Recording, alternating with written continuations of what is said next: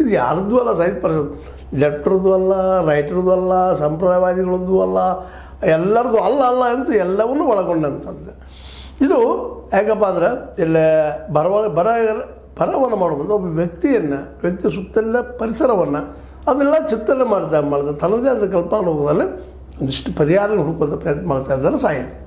ಈ ದಿಶೆಯಲ್ಲಿ ನಮ್ಮ ಕೆ ಮಳಸಿದ್ದಪ್ಪನವರಾಗಿರ್ಬೋದು, ಅವರ ಅಧ್ಯಕ್ಷತೆಯಲ್ಲಿ S G Siddaramaiah, Banjagiri Jayaprakasha, Jalagiri Venkataramaiah, Mavali Shankara, K S Vimala, C K Ramegowda, Jayaprakash Gowda, Srinivas G Kappanna, Sunanda Jayaram, doctor Vasundhara Bhupathi, K T Srikantegowda ಇಂಥವರೆಲ್ಲ ಕೂಡ್ಕೊಂಡು ಚರ್ಚೆ ಮಾಡಿದ್ದಾರೆ. ಇದನ್ನು ನಾವು ಏನಾದರೂ ಇವತ್ತು ನಾವು ಮೌನಾಗಿ ಉಳಿದೀವಪ್ಪ ಅಂದ್ರೆ ಸಾಹಿತ್ಯ ಪರಿಷತ್ ಹೈಟ್ಯಾಕ್ ಆಗಿ ಹೋಗ್ತದೆ. ನಂತರ ಅದು ಯಾರ್ದು ಪರಿಷತ್ ಆಗಿಬಿಡ್ತದೆ, ಮಹೇಶ್ ಜೋಶಿ ಪರಿಷತ್ ಆಗಿಬಿಡ್ತದೆ.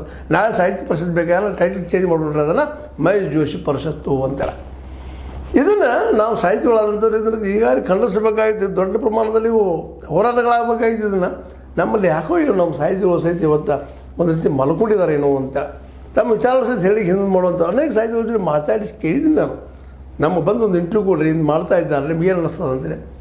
ಏನು ರೀ ನಾವು ಎಲ್ಲ ಜಾತಿವಾದ ಮಾಡ್ತಾರೆ ರೀ, ಹಾಗೆ ರೀ ಹೀಗೆ ಅಲ್ಲಿ ಹುಡುಗಿಗಳನ್ನ ಹೇಳಿದ್ರು ಆ ಹೇಳೋದಕ್ಕೆ ಸಹಿತ ಮುಂದೆ ಬರಲಿಲ್ಲ.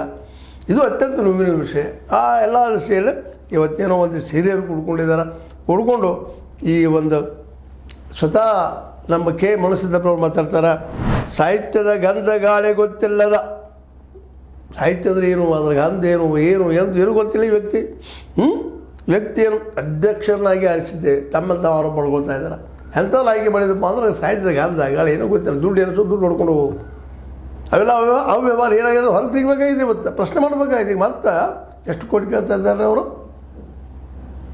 ಏನು ಕೇಳೋದು ಎಷ್ಟು ದುಡ್ಡು ಅವರು 40 ಕೋಟಿ ರೂಪಾಯಿಗಳು ಕೇಳ್ತಾ ಇದ್ದಾರೆ.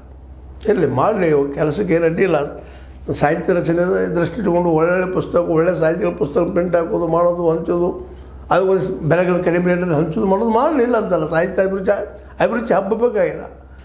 ಆದರೆ ಇಲ್ಲಿ ಲಾಬಿಗಳು ನಡೀತಾ ಇರ್ತಾವೆ. ಕೆಲವೊಂದು ಪ್ರೊಫೆಸರ್ಗಳು, ಕೆಲವೊಂದು ಅವರು ಅಲ್ಲಿ ಲಾಬಿ ಅದಾರೆ ಇಲ್ಲ ಅಂತಲ್ಲ. ತಮ್ಮ ಒಂದು ಗ್ಯಾಂಗ್ ಇರ್ತದೆ, ಗ್ಯಾಂಗದ ಮೂಕಲಾಗಿ ಒಳಗೆ ಹೋಗ್ಕೋತ ಬೇಕಾದ ಮಾಡ್ಕೊಂಡು ಹೋಗುವಂಥವ್ರು ಇದ್ದಾರೆ. ಅಲ್ಲಿಯೂ ಕಳ್ಳರ ಸಂತೆನ ರೀ, ಎಲ್ಲ ಹೋಗ್ರಿ. ಪ್ರಾಮಾಣಿಕ ಸಾಹಿತ್ಯಕ್ಕೆ ಅಲ್ಲಿ ಅವಕಾಶಗಳು ಕಡಿಮೆ. ಅದಕ್ಕಾಗಿಯೇ ಒಂದು ಸಾಹಿತ್ಯ ಪರಿಷತ್ ಒಂದು ಟೀಮನ್ನು ರಚನೆ ಮಾಡಿ ಯೋಗ್ಯ ಸಾಹಿತಿಗಳು ಯಾರು ಜನರಿಗೆ ಮುಟ್ಟೋ